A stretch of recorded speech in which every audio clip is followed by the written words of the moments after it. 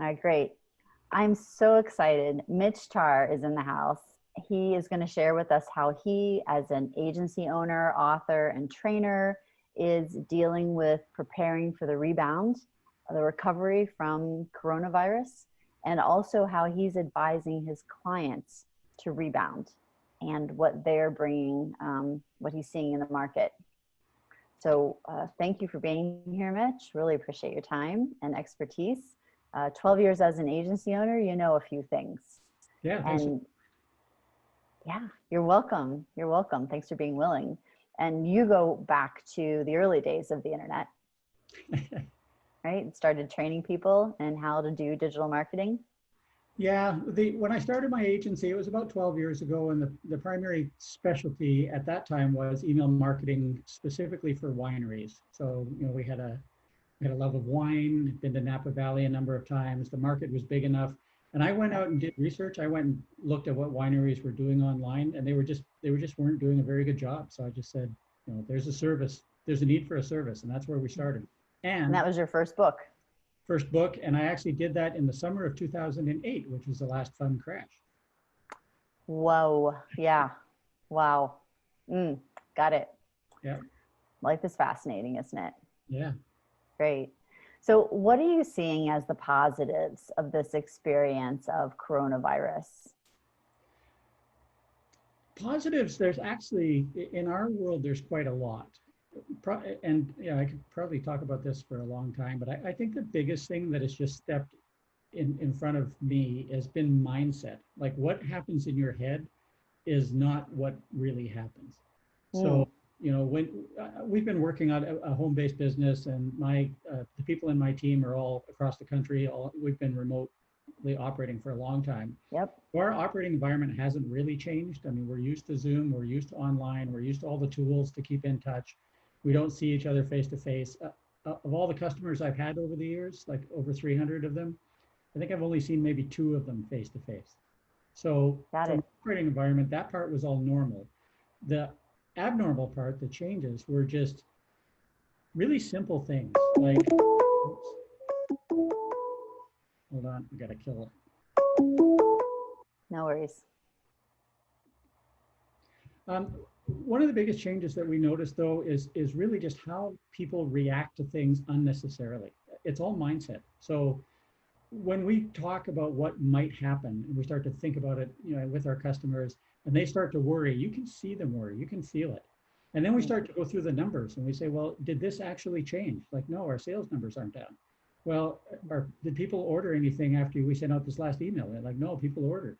Well, what's happening that's different? And in a lot of the e-commerce customers that we have, there's not very much that was different. So then we realized it's like, all right, well, a lot of what is happening in our mind. And that's not to diminish what's really going on, with the change in human behavior, but really probably the biggest thing in our view is sort of what people do with it in their own headspace. Got it. So you're a coach as well as a service provider? Well, when we're working with our clients, we work with them every week, and we're talking to them about what's coming up. We're planning. It's like, what are we going to do differently? What are the thoughts and ideas that we have? And we could feel some of the fear in some of our clients, but also we had clients that were just sitting there surprised. Like they're like, our sales went up. And we don't know why, but we're okay with that, because they were expecting the worst, because that's what they were told to expect. And so we started feeding off of that a little bit and said, well, it doesn't have to be bad, we don't think. So I sent out an email. I've got prospects on a marketing list, and I send out an email every other week. So I sent out an email and I said, last year, $580 million was spent in online sales. That's 2019. That's a round number. And then that's only $1 in $10 that was spent in retail. So right now, there's a whole bunch of people, 9 out of 10 of them, that are being taught how to shop online. They may not have done it before. They may not be good at it. They may not be comfortable at it. Now they're doing it. And all of a sudden, the space that we're in for our e-commerce customers is their eyes were open. It's like, oh, well, the market might be half as big, but there's still twice as many people out there buying on e-commerce. So that was probably one of the other real surprising things that came up from this. Excellent. So things are possible inside of the situation that weren't possible before. Yeah, I think that's true. Things are, they're the same but different. So right now, I've always had this belief because I've been through a few business cycles, ups and downs. Mhm. Marketing's the last thing you cut, the absolute last thing. So in our own business, we said, we have a certain percentage of our revenue that we spend on Facebook ads, and we said we're not changing that percentage. Like, no matter what happens to us, we're going to spend at least that much money on our advertising, and it has worked for us. So we always kind of, when we're talking to prospects, we say, we bring more value to your business than any car lease or office lease or almost anything else that you have, because marketing, if you're not getting a customer today, you're getting a lead, and it might not be a lead for this month, but next month or the month after or the month after that, that person is still a person and they're still in business if they're there, and they may still have the need for you. So that's, now's the time to sort of invest in those leads and contacts, because they'll come back to you in a few months and 3 months and 9 months and 12 months. I mean, they'll still be there if they're still there. Awesome. Yes. Yeah. You just have to stay open. Yeah. Understood. So what are you seeing that either you or your team or your clients have learned that they wouldn't have learned if not for coronavirus? That's a really good question, because we learned some really good lessons. We were growing aggressively in the first part of the year, and that was our plan. Last year was structure, this year was growth. So we were growing and we were doing things fast. We had a chance to step back a little bit and start to look at some internal reports and productivity numbers and conversion numbers and marketing ratios. And we just got a chance to look at our own numbers, and we discovered we were operating really inefficiently. We had some things we weren't really paying attention to. So it caused us to reorganize ourselves internally a little bit, and also to do some things differently. But the big lesson for us was, we're sure happy that we had the data, because when we had a chance to stop and look at the data, it caused us to behave differently. So we're actually, we're about the same size we were in January. We dropped a little bit and then we grew back again. But we're way more efficient. So our numbers are better. And it was only because instead of rushing, we had a chance to stop and look at the numbers. So it was really a good lesson for us to sort of pause and reflect more than anything. That's probably what the right term is. Great.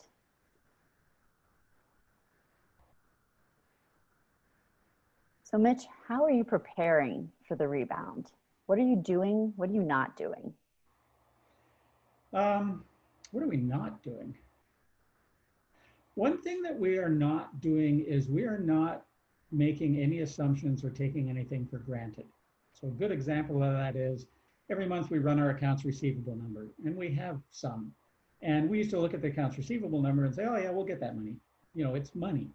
And now we look at that number and go, it's nothing until it's actually money. So our attitude about accounts receivable has shifted from, oh, well, that $10,000 will come in, to, well, we don't have it now. We have to operate on the basis that we might not ever have it. So we're not assuming things that we used to take for granted. Same with, and there's really simple things. You used to assume that everything works, like Zoom will always be available, or if you go to your bank to open up an account, they'll always be able to see you. And we can't make those assumptions anymore, because I went to the bank today to open up a checking account, and they're like, oh, okay, you can book an appointment for Friday. I'm like, Friday? That's like, I don't have till Friday. I'm used, it's today. I'll get the account today. We do the work. We're on to the next thing. So those types of assumptions that everything is all the way it was, is we really have made a point of being more cautious, to just not believe everything that we used to think. So that's a big change.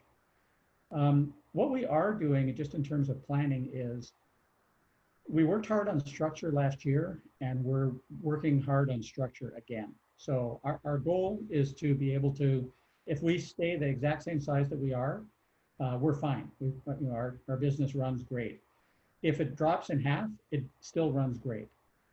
If we can triple it, we have it so it still runs great. So our thinking now is more around, we have a lot more scenario-based planning, like this might happen, that might happen, this could happen.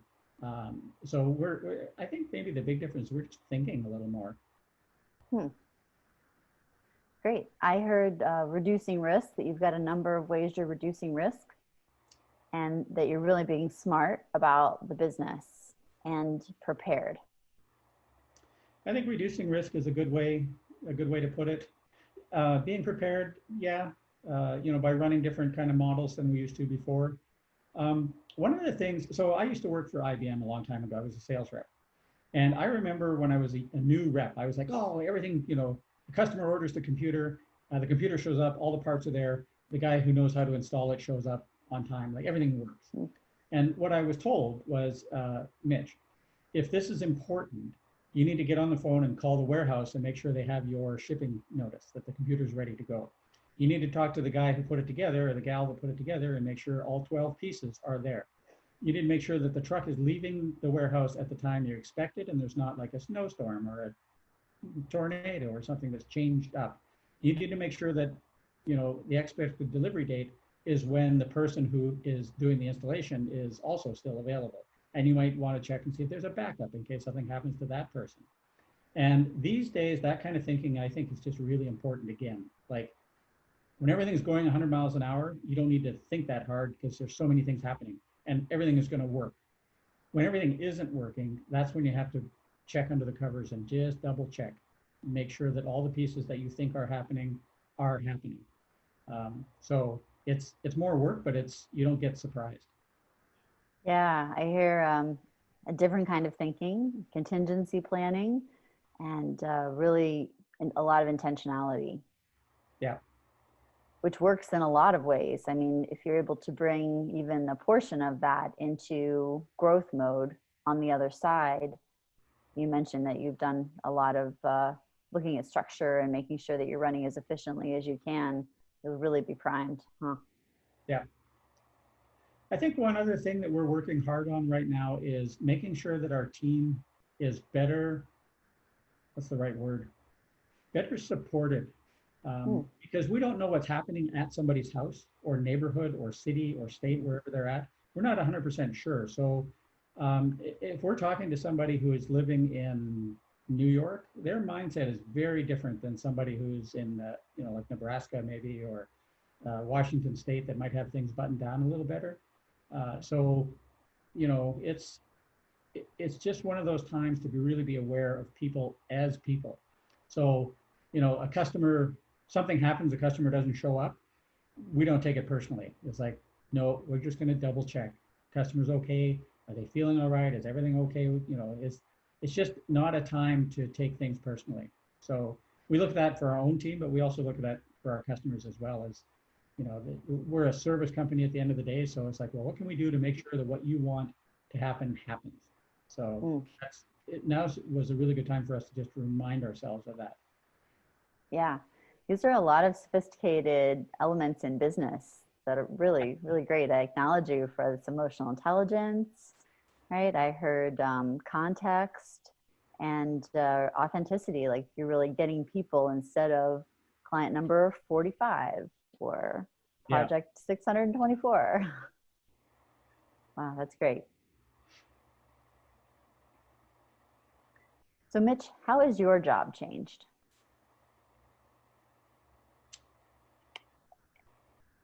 I'm going to say not very much. I worry like everybody. I'm like, oh my God, what's going to happen? But once I get that out of my mind and start to get back into the day-to-day and dealing with people, I'm planning, I'm thinking, I'm supporting, I'm organizing. I'm asking people how they're doing. Every once in a while, somebody will ask me how I'm doing. Like, it's not really all that different than it was before, other than there's just a pervasive uncertainty and fear that was around, that wasn't there 2 years ago. It wasn't there a year ago, but it's definitely there now.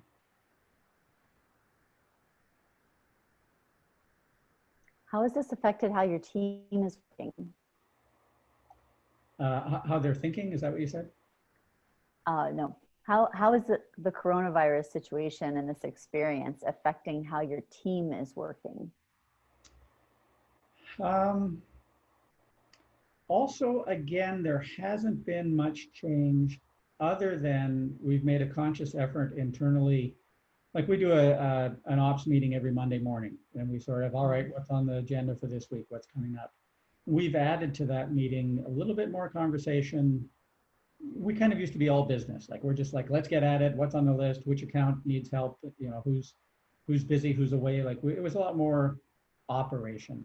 And we just kind of added to it a layer of, hey, by the way, how are you doing? You know, what's happening? How was, you know, yeah, hey, you live in California, you're close to the ocean. Did you go to the beach? Was it, you know, what did it feel like? And we just really have added, I guess, a little bit more human touch to the things that we were doing just because we're moving so fast generally.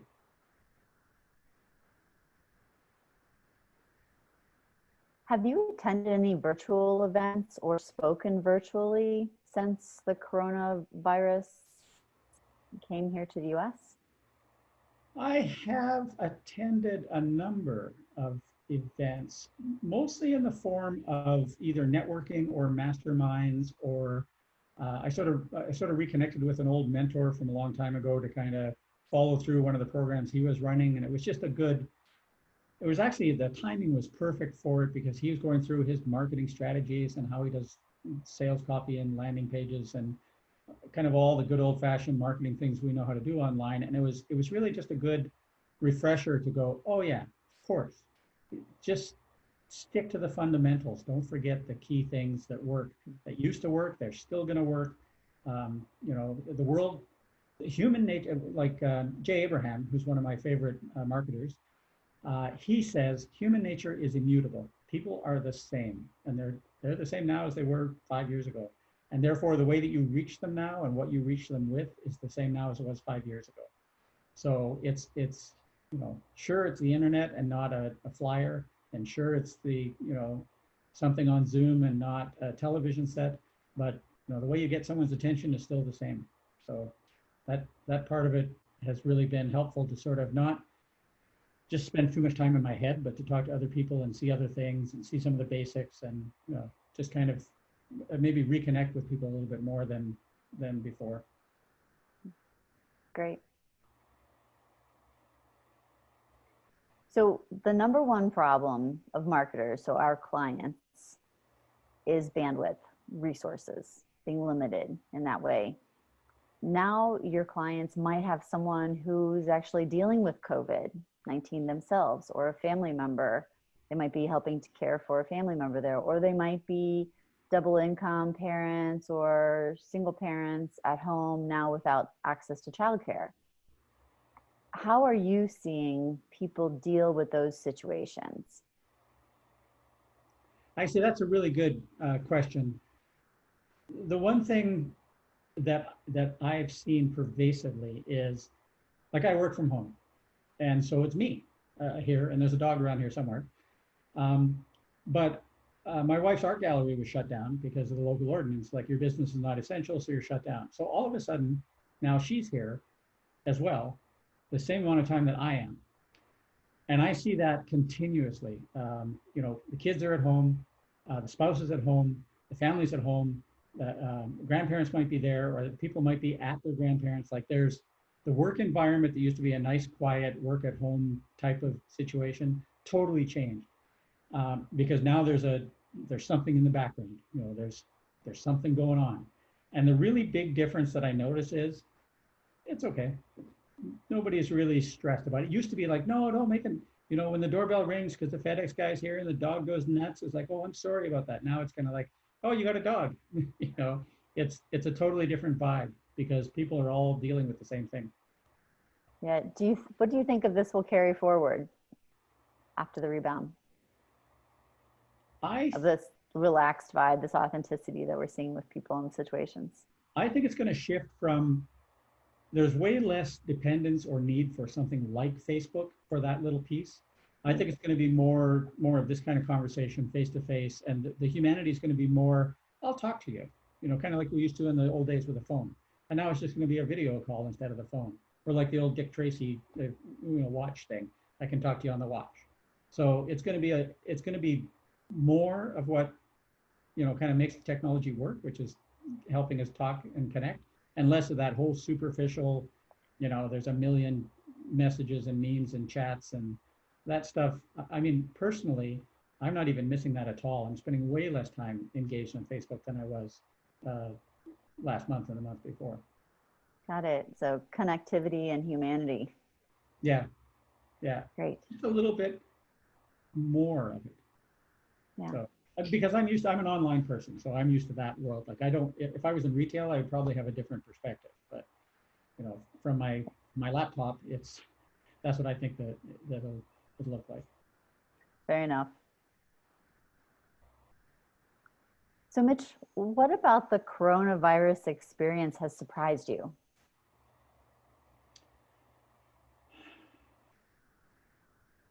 To be honest, the thing that surprised me the most in the last 8 weeks has been the complete uh, high level of unexpected fear, pure fear that has crept into my environment. Because I'm big on mindset. Visualization, positive outcomes, positive, thinking. There's, reaffirmations. There's so many things you can do that help you help yourself. And I had to work really hard personally to keep those things in place because emotions came in uncertainty came in. And it's like, I did read a Facebook meme not too long ago that somebody said, if you were born in 1900, by the time you're 50 years old, you've done, World War One, you've done the Spanish influenza, you've done the Great Depression, you've gone into World War II, and, now you're 50. And, I look at us and what have we done in the last 50 years? It's like, well, you had the 70s, you had the 80s, then you had the 90s. It's like, you know, by contrast, things always are going to work out. It's just not, especially in North America. I mean, nothing crazy has happened to us. So it's that perspective. I think that's probably been the biggest thing for me, just to keep perspective. It's taken something. Yes, it's taken some work. Yeah. Yeah. Any ideas for us? Anything that's worked particularly well for you for maintenance of the mindset? I think, what's the right way to put it? It's being mindful of you and the world. So, when you think about what's happened here in the United States, it's a different experience than what's happened in Italy and what's happened in parts of China and what's happening, in Russia. I mean, all of the places have totally different experiences. Yet every single one of those countries has, a couple million iPhones popping around. We all have the same or similar tools. But everybody's experience or perspective is going to be different. So I think that mindfulness of, how you sit in the world and can sit in the world and how you can just basically acknowledge and accept it's okay. Like things that are happening are okay and people will deal with it. And some of the best characteristics of human nature come out all the time in conflict and crisis.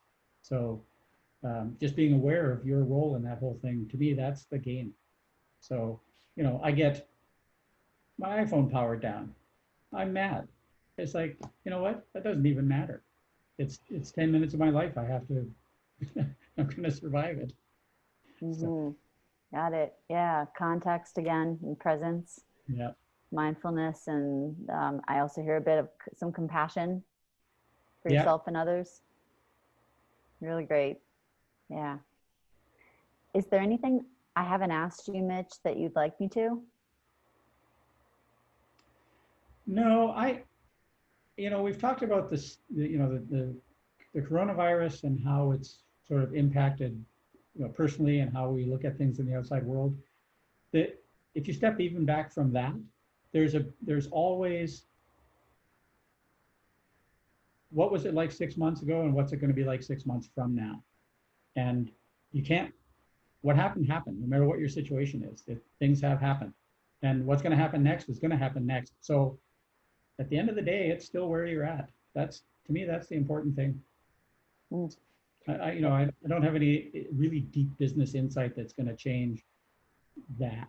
Well, I like what you said earlier about, fundamentals are, generally speaking, they'll carry you through.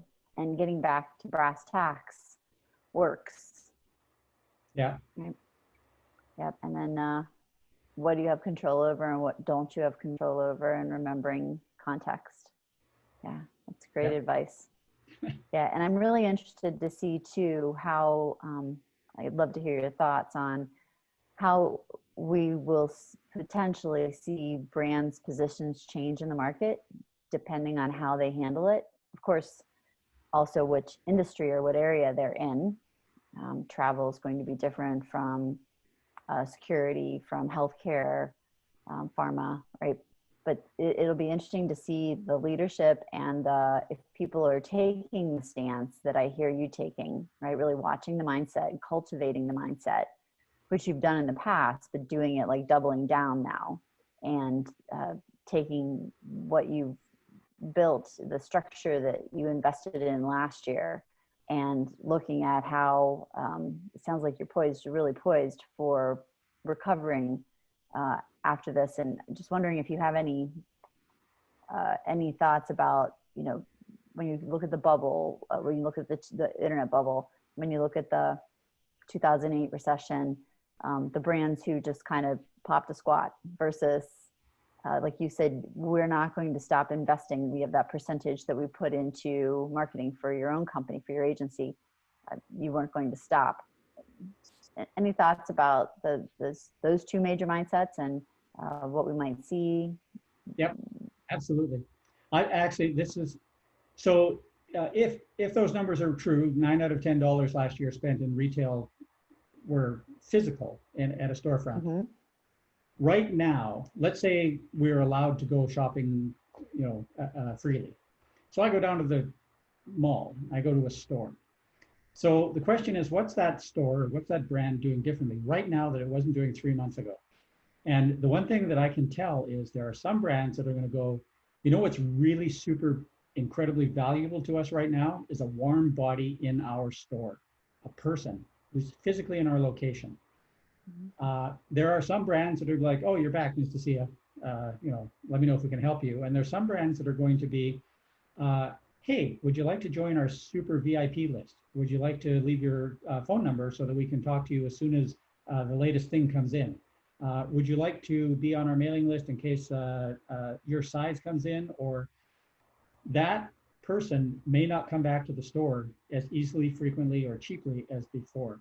The brands that will win will be the ones that figure that out. How do I connect with the human when that human is scarce? So the restaurants that are like, oh, you were here before, you'll be back later. Totally different from the restaurants that are going to say, hey, shoot me your SMS phone number. I'll give you a quick 10% off, or I'll buy your next glass of wine when you come in. And one of those restaurants is building, they're building that relationship electronically, which is where I live, online SMS. Whereas the other retailer, that brand is going to miss the boat, and they're going to struggle because 6 months from now, they're not going to know the same 100 scarce customers. So I think that's a big thing right now. And I only say that because I was at a location, was at a retailer the other day, and they didn't, it was like nothing had ever happened, Wow. Whereas they should have been working really hard to know who I am so they can invite me back. Yeah, because they can't, like, I hear what you're saying, they can't count on you visiting in person with the frequency, regularity that you have in the past. Exactly. I'm physically scarce. I'm a rare thing when I walk into a store. And that'll be true for a lot of businesses for the next 6 months. Right. No. And we can look to certain industries to really take a cue. My 73-year-old father just started banking online last week. Yeah. Because he had to. He didn't want to. So scarcity will happen as a result of people's concerns in the situation, and then they'll be forced into new habits. And which of those will continue and which will not. I hear this omnichannel. So the folks who make it through, who thrive in the rebound, will look at the big picture from the 10,000-foot view and look at the customer in the way that works for the customer, whatever the situation is, not just run a store I can count on foot traffic and make this work. We had Bree Blazak from Afterpay on a few weeks ago, and she was mentioning that she thought there would be some right sizing of the footprint, the physical footprint of retailers, something that they have resisted in the past. Any thoughts about that?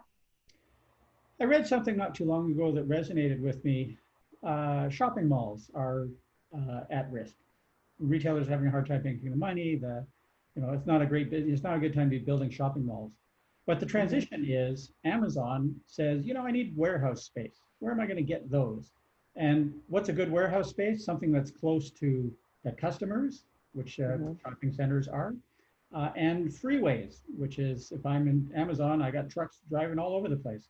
So Amazon is taking old shopping centers that are fighting for their lives and going, we'll buy that off you, and we'll fill it with goods, and the goods are close to the customers, and they're close to transportation.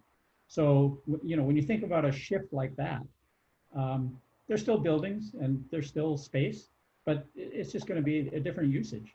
And I think the retailers, also the other ones that, like I know retailers that their only revenue source is the retail traffic, the foot traffic.